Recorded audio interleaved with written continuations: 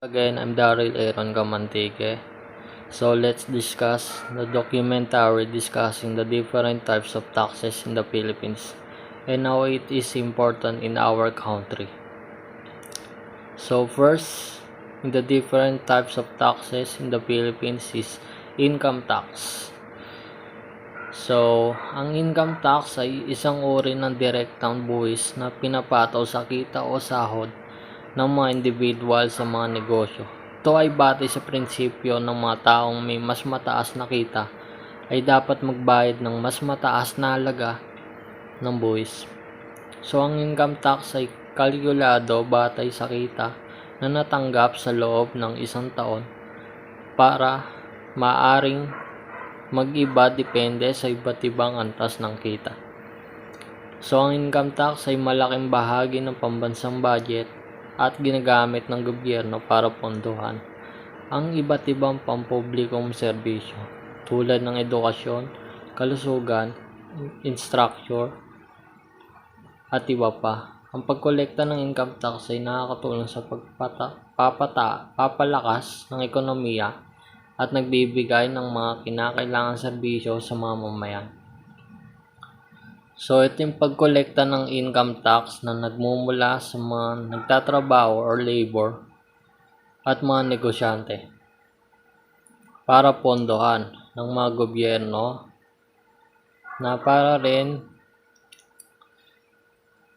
gawin ang mga paralan at mga kalsada or highway.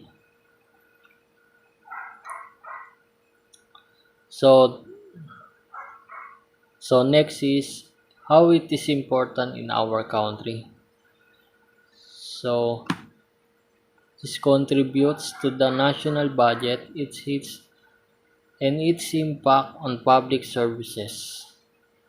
So income tax ay isa sa mga pangunahing pinagkukunan ng kita para sa pambansang budget kapag ang mga tao at mga negosyo ay nagbabayad ng kanilang income tax. Ang pera ito ay ginagamit ng gobyerno para mag-fund ng iba't ibang public services. So example is sa edukasyon. Ang mga paaralan at university na nagpapatakbo ng gobyerno nakakatanggap ng pondo para sa kanilang operasyon at maintenance. Sa kalusugan, ang mga ospital at health centers ay nakakuha rin ng budget para sa gamot, kagamitan at sahod ng mga health workers. So dahil dito, ang pagbabayad ng tamang income tax ay may direktang epekto sa kalidad ng mga serbisyong panlipunan na natanggap ng mamamayan. Kung mas maraming revenue na kolekta mula sa income tax, mas maraming resources magamit para mas mabuti ng mga serbisyos tulad ng mga transportasyon, social welfare at iba pang gobyerno programs na tumutulong sa pag-angat ng buhay ng mga tao. Sa madaling salita, ang income tax ay hindi lang responsibilidad ng bawat isa, kundi investment din sa future ng bansa at sa well-being ng bawat Pilipino. Kaya mahalaga na lahat tayo ay aware at participative para sa pagbabayad ng buwis para mas maging effective ang pag-deliver ng public services at para mas maging maunlad ang ating bansa. So next step is value-added tax. So, ang value-added tax ay isang uri ng buwis ng pagkonsumo na ipinapataw sa halaga ng dinadagdag sa produkto o serbisyo sa bawat yugto ng production at distribution. Ito ay karaniwang ipinapasa sa mga mamimili or consumption bilang bahagi ng presyo ng binibiling produkto o serbisyo. So halimbawa, kapag bumili ka ng damit, ang presyo na iyong binabayaran ay kasama na ang VAT or value added tax. Ang negosyante ay magbabayad ng VAT sa gobyerno batay sa presyong dinadagdag nila sa produkto nila. Sa ganitong paraan, ang VAT ay nakakatulong sa pagpataas ng kita ng gobyerno para magamit sa pag-unlad ng bansa at pagbibigay ng mga serbisyong panlipunan. Ang VAT ay mahalaga rin sa ekonomiya. So dahil ito ay nagbibigay ng insentibo sa mga negosyo na maging mahusay at mapanatili ang patas ng competition sa isang lugar. So dako naman tayo sa how it is important in our country. So illustrate its applicant in everyday purchases and its role in the economy. So ang value added tax ay parang extra charge na nakapatong sa presyo ng mga bilihin at serbisyo.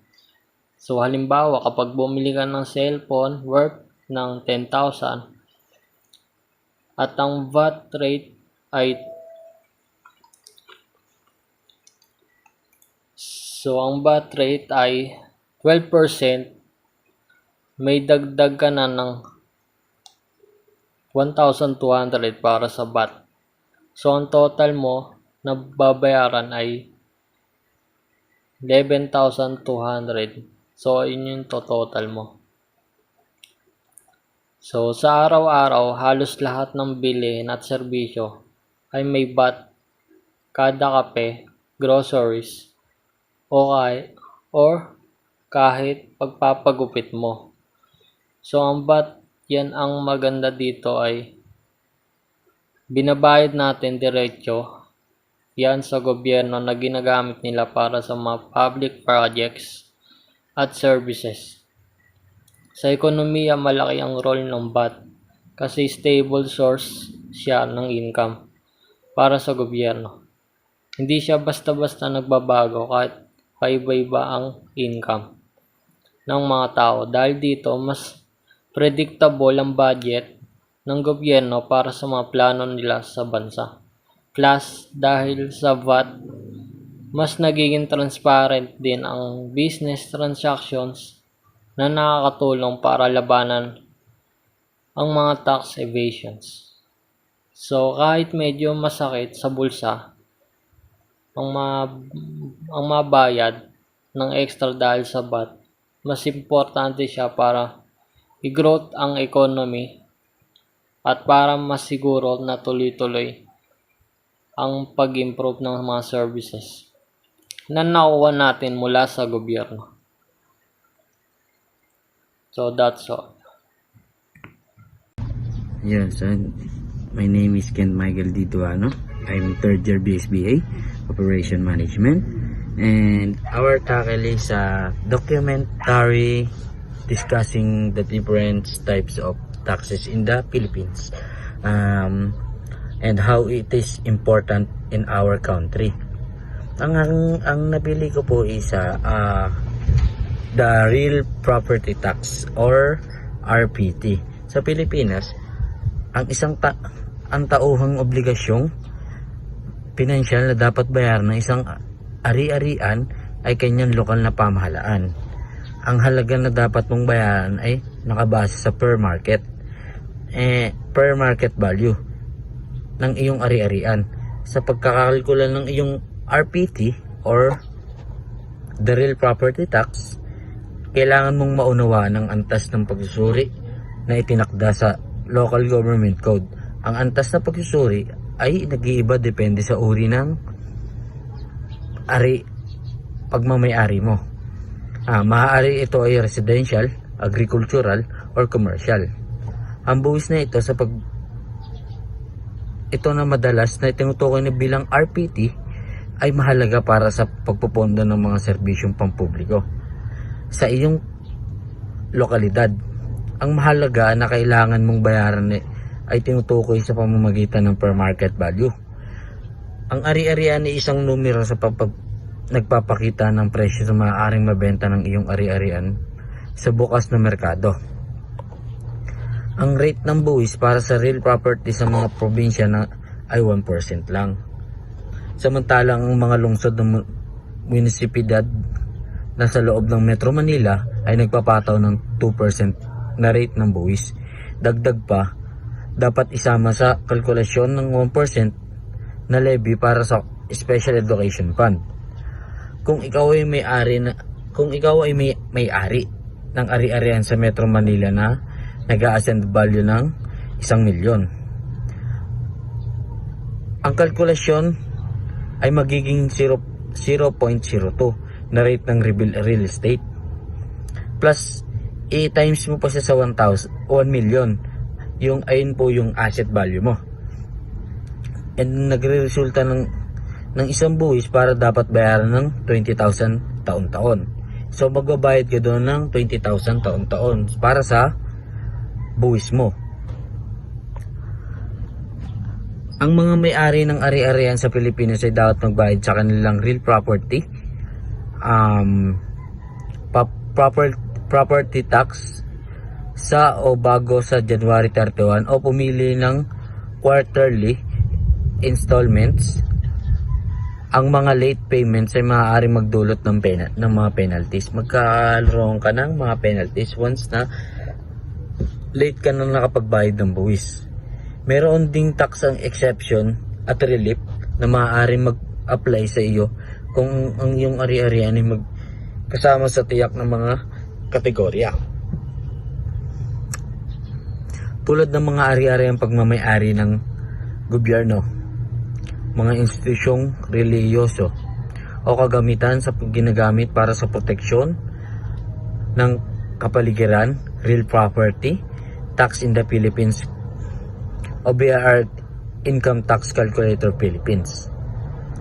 Ano ba ang real property tax?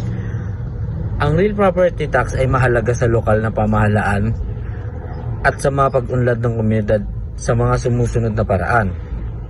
Number 1 is pondo. Para sa lokal na pamahalaan, ang RPT ay isang sa pangunahing pinagkukunan ng kita lokal sa pamahalaan. Ang mga pondo ay nakukuha mula sa RPT ay ginagamit para sa operasyon ng lokal na pamahalaan at sa pagbibigay ng mga serbisyong pampubliko. Number 2 is financial sa kalayaan.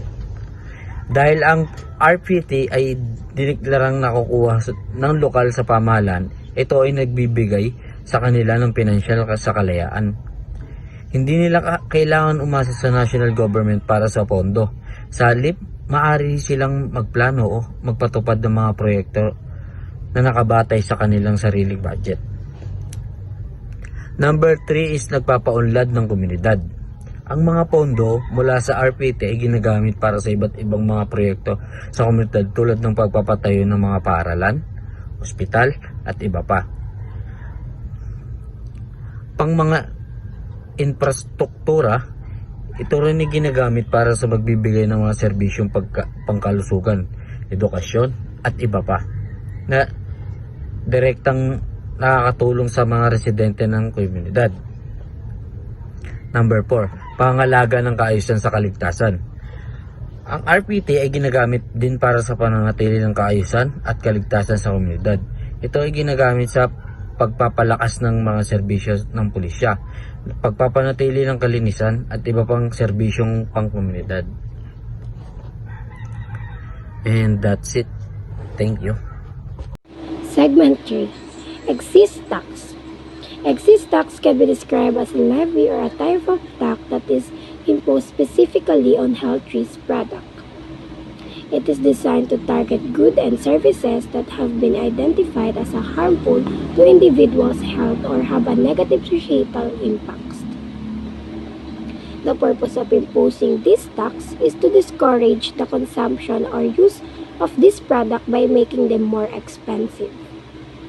Health risk products that are commonly subject to excise tax included tobacco, alcohol, sugary drink, and certain type of fuel. These products have been linked to various health issues such as addiction, obesity, and chronic diseases.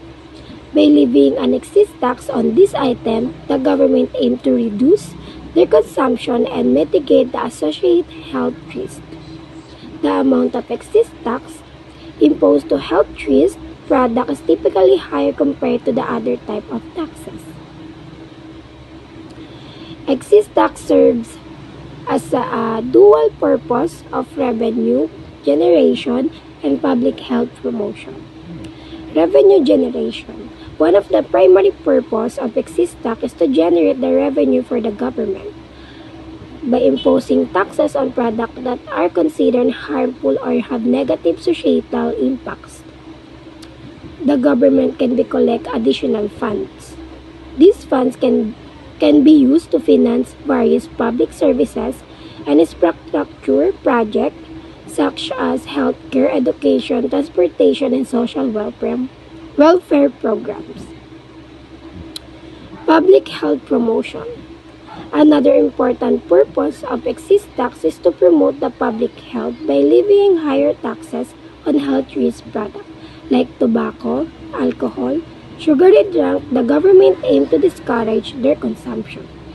Higher prices due to taxation can act as a deterrent, especially for individuals who may be price sensitive.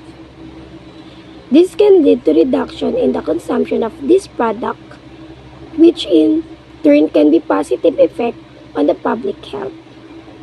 For example, higher taxes on tobacco products have been shown to reduce smoking rates and improve overall health outcomes. By using excess tax as a tool for public health promotion, the government aims to mitigate the negative health impacts associated with the consumption of these products.